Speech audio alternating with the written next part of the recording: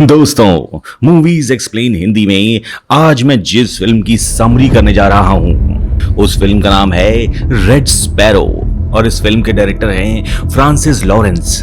ये कहानी एक रशियन बैले डांसर डोमिनिका की है। डोमिनिका जिस कंपनी के लिए बैले डांस के शो किया करती थी, उस कंपनी ने उसे एक बहुत ही अच्छा सा घर दिया था और उसकी बीमार माँ के इलाज का सारा खर्चा उठाती थी। डोमिनिका एक बेहतरीन डांसर होती है और इसी वजह से लोग उसका शो देखना पसंद करते थे। अब एक दिन जब डोमिनिका परफॉर्म कर रही होती है तो उसका साथी डांसर डांस करते करते डोमिनिका के पैर के ऊपर कूद जाता है और डोमिनिका के पैर की हड्डी टूट जाती है। डोमिनिका को तुरंत हॉस्पिटल में एडमिट कराया जाता है और डोमिनिका का ऑपरेशन किया जाता है। लेकिन पैर टूटने की वजह से डोमिनिका कभी भी बैले डांस नहीं कर पाएगी और इसी वजह से उसका डांसिंग करियर लगभग खत्म हो जाता है। तभी एक दिन अचानक डोमिनिका के अंकल इवान डोमिनिका से मिलने आते हैं। इवान रशिया की सीक्रेट एजेंसी में डायरेक्टर होते हैं। इसके बाद इवान बात करते करते डोमिनिका को अपनी सीक्रेट एजेंसी में काम करने का ऑफर देते हैं। डोमिनिका पहले तो साफ मना कर देती है, फिर इवान डोमिनिका को एक लिफाफा देते हैं और उससे कहते हैं इसे देख लेना। फिर अंकल इवान के जाने के बाद जब डोमिनिका उस लिफाफे को खोलती है तो उसमें एक फोन और कुछ फोटोज होते हैं।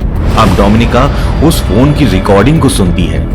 तभी डोमिनिका को ये मालूम पड़ता है कि उसका एक्सीडेंट हुआ नहीं था, बल्कि उसके साथी ने जानबूझकर उसके पैर के ऊपर जंप किया था ताकि वो कभी डांस ना कर पाए। दरअसल उस ग्रुप में एक सोनिया नाम की लड़की होती है जो डोमिनिका से बहुत जलती थी और हमेशा से वो डोमिनिका की जगह लेना चाहती थी।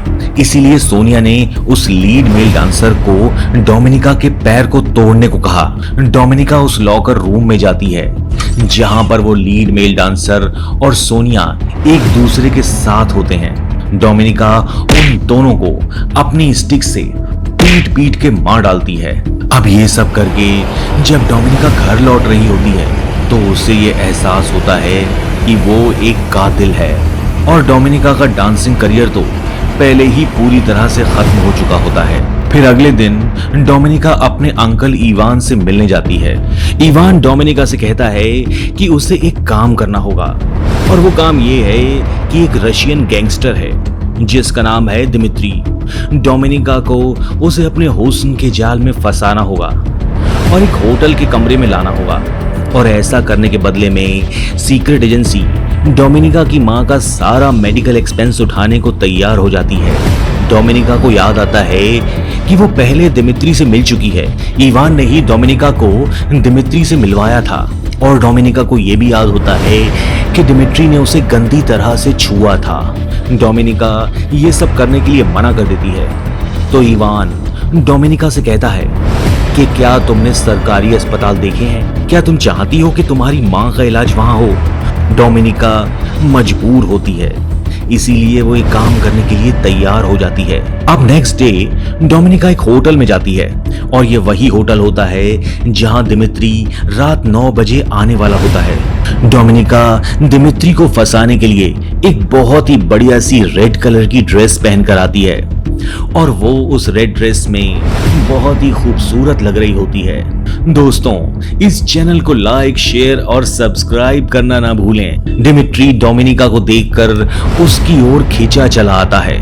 थोड़ी देर एक दूसरे से बातें करने के बाद दिमित्री और डोमिनिका एक कमरे में आ जाते हैं। कमरे में जाने के बाद डोमिनिका को लगता है कि दिमित्री को कमरे में लाते ही इवान की टीम वहां पहुंचकर दिमित्री को पकड़ लेगी। लेकिन दिमित्री डोमिनिका के साथ कुकर्म करने की कोशिश करता है और वो डोमिनिका को बर्बाद कर देता है। लेकिन तभी पीछे से एक हेलमेट पहना हुआ आदमी आकर दिमित्री का गला काट देता है और दिमित्री का खून डोमिनिका के ऊपर गिरने लगता है और फिर वो एजेंट मोटरसाइकिल पर डोमिनिका को लेकर वहां से भाग जाता है और एक जगह जाकर डोमिनिका को बिठा देता है। तभी वहां पर डोमिनिका के अंकल इवान आ जाते हैं। डोमिनिका इवान से कहती है कि उस आदमी ने मुझे बर्बाद कर दिया। दरअसल इवान को यह आइडिया था कि इस तरह का कुछ हो सकता है। इवान को इस बात से कोई फर्क नहीं पड़ता था, जबकि डोमिनिका उसके भाई की बेटी थी इवान डोमिनिका से कहता है कि तुम आई थी मेरे पास काम मांगने के लिए। अब डोमिनिका इवान के जाल में पूरी तरह से फंस चुकी होती है। अब डोमिनिका रशियन इंटेलिजेंस में एक स्पाई की तरह काम करने के लिए तैयार हो जाती है और एक बेहतरीन स्पाई बनने के लिए डोमिनिका को एक ट्रेनिंग स्कूल में भेज दिया जाता है। अब सीन चेंज होता है और हम इस फिल्म के हीरो नैश को देखते हैं। नैश एक CIA एजेंट होता है। अब नैश मॉस्को के एक पार्क में एक आदमी से मिलता है जो नैश को कुछ पेपर्स देता है। अब जो आदमी नैश को पेपर देता है वो इस फिल्म में मार्बल के नाम से जाना जाता है। अब जैसे ही मार्बल नैश को पेपर देता है तभी एक पुलिस की गाड़ी मार्बल की तरफ आने लगती है। मार्बल को बचाने के लिए नैश जमीन पर गन से कई बार फायर करता है। ये देखकर पुलिस मार्बल को छोड़ नैश के पीछे पड़ जाती है। नैश वहां से भागता है और खूब भागने दौड़ने के बाद रशियन पुलिस नैश को पकड़ लेती है। अब ये सब होने के बाद नैश को रशिया छोड़ना पड़ता है और US एजेंसी नैश को वापस USA जाने के लिए कहती है। लेकिन नैश US एजेंसी को बताता है कि वो पिछले 3 साल से मार्बल के टच में है। मार्बल नैश पे ट्रस्ट करता है। डोमिनिका ट्रेनिंग स्कूल में पहुंच जाती है और उस ट्रेनिंग स्कूल में स्पाई को स्पैरो कहा जाता है। दोस्तों, उस ट्रेनिंग स्कूल की ट्रेनिंग बहुत ही खतरनाक और मुश्किल होती है और डोमिनिका को वहां पर हर तरह की ट्रेनिंग दी जाती है। लेकिन सबसे इंपॉर्टेंट ट्रेनिंग ये होती है कि किस तरह से अपने शिकार को अपनी खूबसूरती के जाल में फंसाकर उससे जरूरी इंफॉर्मेशन हासिल की जाए। डोमिनिका के लिए ट्रेनिंग करना आसान नहीं था। ट्रेनिंग के दौरान जनरल और उसका अंकल इवान डोमिनिका पर खास नजर बनाए रखते हैं और ट्रेनिंग पूरी होने के बाद डोमिनिका को भेज दिया जाता है बुडापेस्ट। अब डोमिनिका बुडापेस्ट में मार्था नाम की एक स्पाई के साथ अपना रूम शेयर करती है और वो दोनों ये डिसाइड करते हैं कि वो एक दूसरे के काम में कभी दखल नहीं देंगे। इसके बाद डोमिनिका नैश के पीछे लग जाती है। नैश एक स्विमिंग पूल में रोज स्विमिंग करने जाता था तो डोमिनिका भी वहां पर स्विमिंग करने जाती है। नैश डोमिनिका से अट्रैक्ट हो जाता है और फिर वो डोमिनिका से बात करने की कोशिश करता है, लेकिन डोमिनिका उसे अवॉइड करती है। अब एक दिन डोमिनिका का ID कार्ड स्विमिंग पूल के काउंटर से गायब हो जाता है। वो ID कार्ड नैश ने चुराया होता है और उस ID कार्ड के जरिए नैश ये पता लगा लेता है कि डोमिनिका एक रशियन एजेंट है और एक मिशन पर यहाँ आई है। अब डोमिनिका नैश का पीछा करते करते उससे मिलने के लिए एक पार्टी में जाती है, लेकिन इस पार्टी में वो मार्था को देखती है तो डोमिनिका तुरंत घर जाती है। अब जब डोमिनिका मार्था के कमरे में जाके छानबीन करती है तो उसे पता चलता है कि मार्था एक अमेरिकन स्पाई को कुछ इन्फॉर्मेशन देगी और उस इन्फॉर्मेशन के बदले में वो अमेरिकन स्पाई मार्था को बहुत सारे पैसे देगी। इसके बाद डोमिनिका नैश के घर जाती है और फिर वहां पर वो दोनों एक दूसरे के करीब आ जाते हैं। अब अगले दिन इवान डोमिनिका से मिलने आता है और डोमिनिका से पूछता है कि तुम्हें इन्फॉर्मेशन निकालने में इतना वक्त क्यों लग रहा है। डोमिनिका इवान से कहती है कि उसे नैश को मैनिपुलेट करने में थोड़ा समय लग रहा है और फिर डोमिनिका इवान से $2,500 मांगती है इस मिशन को पूरा करने के लिए। इवान डोमिनिका को पैसे दे देता है। इसके बाद डोमिनिका वियना जाती है और वहां पर एक बैंक में अकाउंट खोलती है और अकाउंट खोलने के बाद जब डोमिनिका अपने घर आती है तो घर के अंदर का नजारा देखकर वो बुरी तरह से डर जाती है। वो देखती है कि किसी ने मार्था को मार डाला होता है। मार्था को डोमिनिका के अंकल इवान ने मरवाया होता है। वहां पर वो किलर भी होता है जिसने मार्था को मारा था। वो डोमिनिका को पकड़कर कहता है कि अगर तुमने अपनी इंफॉर्मेशन किसी से शेयर करी तो अगला नंबर तुम्हारा होगा। ये सब होने के बाद नैश डोमिनिका को इस चीज के लिए कन्विंस कर लेता है कि वो CIA के लिए काम करे, यानी वो डोमिनिका को एक डबल एजेंट बनने के लिए कहता है।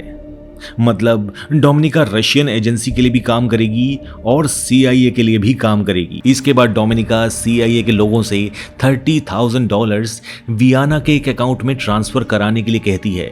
इसके बाद डोमिनिका स्वान से मिलने जाती है। स्वान वही होती है जिससे पहले सोनिया डील करने वाली थी, यानी वो उसे कुछ इंफॉर्मेशन देकर बहुत सारे पैसे लेने वाली थी। इसके बाद स्वान डोमिनिका को कुछ डिस्क देती है लेकिन डोमिनिका बड़ी चालाकी से उन डिस्क को एम्प्टी डिस्क से चेंज कर लेती है और बाद में वो ओरिजिनल डिस्क वहां से नैश ले लेता है।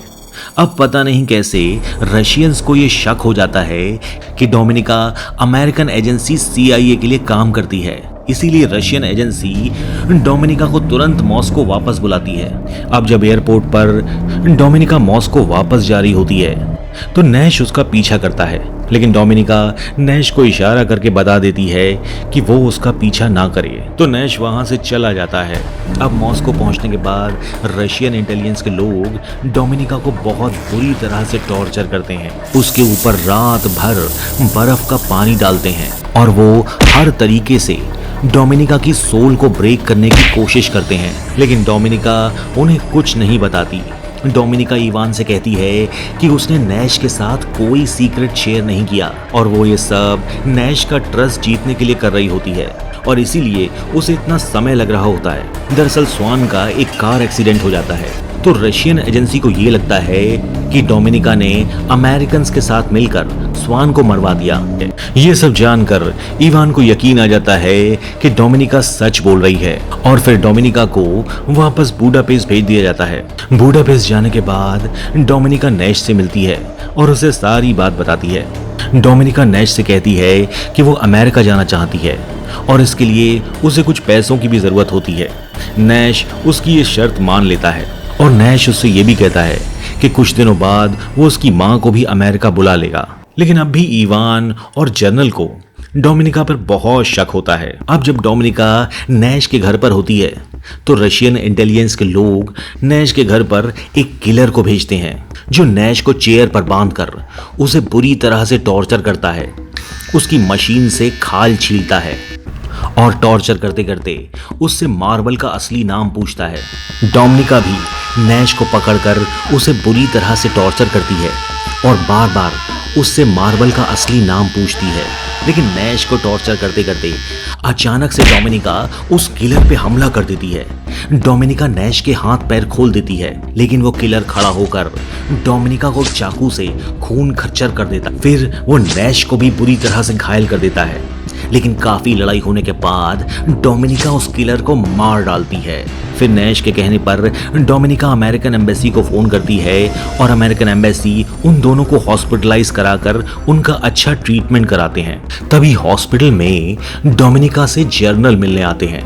जनरल को देखकर डोमिनिका चौंक जाती है और थोड़ा सा डर भी जाती है। इसके बाद जनरल डोमिनिका को वो बताते हैं जिसको सुनकर डोमिनिका के होश उड़ जाते हैं। जनरल उसे बताते हैं कि वो भी एक देशभक्त थे, वो भी रशियन इंटेलिजेंस के लिए मरने मिटने को तैयार थे, लेकिन वो अपनी पत्नी से बहुत प्यार करते थे। एक बार न्यूयॉर्क में उनकी पत्नी बहुत ज्यादा बीमार थी और उनका इलाज एक अमेरिकन डॉक्टर कर सकता था, लेकिन रशियन गवर्नमेंट ने एक अमेरिकन डॉक्टर द्वारा उनकी वाइफ का ऑपरेशन की इजाजत नहीं दी और इस कारण उनकी वाइफ की डेथ हो गई। जनरल कहते हैं कि उन्होंने रशिया को बहुत सर्व किया था, बहुत बड़े बड़े जोखिम उठाए थे, लेकिन जब उनके साथ ऐसा हुआ कि उनकी पत्नी की डेथ हो गई तो उनका विश्वास टूट गया और उसके बाद से ही वो नैश के साथ काम करना शुरू कर देते हैं। ये सब बताने के बाद वो डोमिनिका को एक बड़े काम की बात बताते हैं। वो डोमिनिका से कहते हैं कि अगर ये इन्फॉर्मेशन कि मैं मार्वल हूँ तुम रशियन गवर्नमेंट को दोगी तो रशियन गवर्नमेंट तुम्हें सराखों पे बिठाएगी और एक हीरो मानेगी और तुम बन जाओगी एक ग्रेट स्पैरो। और ऐसा भी हो सकता है कि खुश होकर रशियन गवर्नमेंट तुम्हें बहुत बड़ी पोजीशन दे दे। जनरल डोमिनिका से ये भी कहते हैं कि तुम्हें इन कंडीशन में डालने वाला इंसान तुम्हारा अंकल इवान है। वो चाहता तो तुम्हें बचा सकता था, लेकिन उसी ने अपने फायदे के लिए तुम्हें इन तकलीफों में डाला है। अब नेक्स्ट डे डोमिनिका प्रेसिडेंट को कॉल करके उसे मार्वल का नाम बता देती है और वो भी सारे सबूतों के साथ। लेकिन फिर ये हम क्या देखते हैं कि रशियन जनरल्स की जगह इवान को पकड़ लेते हैं। डोमिनिका ने प्रेसिडेंट से कहा होता है कि इवान ही मार्वल है। डोमिनिका ने बड़ी चालाकी से इवान के नाम पर वियना में एक अकाउंट खुलवाया था। डोमिनिका एक वाइन का ग्लास नैश के घर में से लाकर अंकल इवान के घर में छोड़ देती है, जिससे जब रशियंस इवान के घर की तलाशी लेते हैं तो उन्हें वो गिलास मिलता है जिस पर नैश की उंगलियों के निशान होते हैं। फिर रशियन एजेंट्स इवान को शूट कर देते हैं मार्वल का पता बताने के लिए रशियन गवर्नमेंट डोमिनिका को प्रमोशन देती है और उसे एक हाई रैंक का ऑफिसर बना देती है। और इसके बाद डोमिनिका अपनी मॉम के साथ रशिया में एक बहुत अच्छी जिंदगी बिताने लगती है। लेकिन वो दिल ही दिल में नैश को याद करती थी। एक दिन जब वो अपने बिस्तर पे लेटी होती है तो उसे एक फोन आता है। डोमिनिका समझ जाती है कि फोन की दूसरी तरफ नैश है और इसी के साथ ये फिल्म खत्म हो जाती है। दोस्तों, ये फिल्म रिलीज हुई थी 2018 में और इसकी IMDb रेटिंग है 6.6। इस चैनल को सब्सक्राइब करना ना भूलें और बेल आइकन को जरूर प्रेस करें